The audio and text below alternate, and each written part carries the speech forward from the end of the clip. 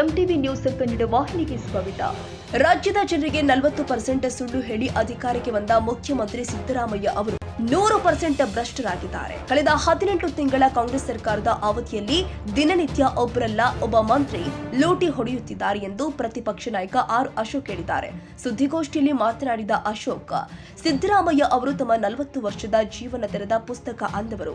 ಇವತ್ತು ಅವರ ತೆರೆದ ಪುಸ್ತಕ ಪುಟಗಳು ತಿರುವಿದ್ರೆ ಲೂಟಿಯ ಕಪ್ಪು ಚುಕ್ಕಿಗಳೇ ಕಾಣ್ತಾ ಇದೆ.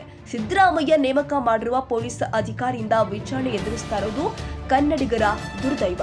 ಅಬಕಾರಿ ಇಲಾಖೆಯಲ್ಲಿ ನಡೆದಿರುವ 700 ಕೋಟಿ ಭ್ರಷ್ಟಾಚಾರದ ಬಗ್ಗೆ ಮಹಾರಾಷ್ಟ್ರದ ಚುನಾವಣಾ ಪ್ರಚಾರದ ವೇಳೆ ಪ್ರಧಾನಮಂತ್ರಿಗಳು ಪ್ರಸ್ತಾಪ ಮಾಡಿದ್ದಾರೆ. ಸಿಎಂ ಸಿದ್ದರಾಮಯ್ಯ ಅವರು ಇದಕ್ಕೆ ಸಾಕ್ಷಿ ಕೊಡಿ ಎಂದು ಹೇಳಿದ್ದಾರೆ. ಅದು ಪ್ರಧಾನಿ ಮೋದಿ ಅವರು ಮಾಡಿರುವ ಆರೋಪವಲ್ಲ. ಕರ್ನಾಟಕ ರಾಜ್ಯ ಮದ್ಯ ಮಾರಾಟಗಾರರ ಸಂಘ ಮಾಡಿರುವ ಆರೋಪ.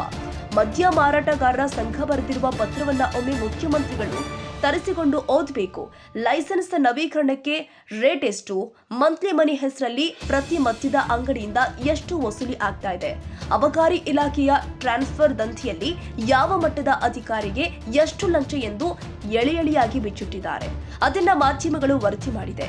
ಇದನ್ನೇ ಪ್ರಧಾನಿ ಮೋದಿ ಅವರು ಮಹಾರಾಷ್ಟ್ರದಲ್ಲಿ ಹೇಳಿದ್ದಾರೆಯೇ ಹೊರತು ಅವರು ಯಾವುದೇ ಸುಳ್ಳು ಆರೋಪ ಮಾಡಿಲ್ಲ. ಸಾಕ್ಷಿ ಬೇಕಾದರೆ ಸಿದ್ದರಾಮಯ್ಯ ಅವರು ಮದ್ಯ ಮಾರಾಟಗಾರ ಸಂಘದ ಆರೋಪದ ಬಗ್ಗೆ ತನಿಖೆ ಮಾಡಲು ಮತ್ತೊಂದು ಎಸ್ಐಟಿ ರಚನೆ ಮಾಡಲಿ.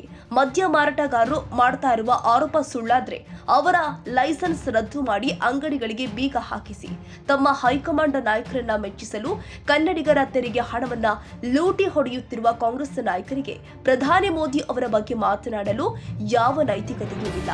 ಗುತ್ತಿಗೆದಾರ ಸಂಘದ ಉಪಾಧ್ಯಕ್ಷ ಅಂಬಿಕಾಪತಿ ಅವರು ಬಿಬಿಎಂಪಿಗೆ ಸಂಬಂಧಪಟ್ಟಂತೆ ಮಾಡಿದ್ದ 40% ಕಮಿಷನ್ ಆರೋಪಗಳು ಶುದ್ಧ ಸುಳ್ಳೆಂದು ಲೋಕಾಯುಕ್ತ ತನಿಖಾ ಅಧಿಕಾರಿಗಳು ಸಲ್ಲಿಸಿರುವ ವರದಿಯಲ್ಲಿ ಬಹಿರಂಗವಾಗಿದೆ.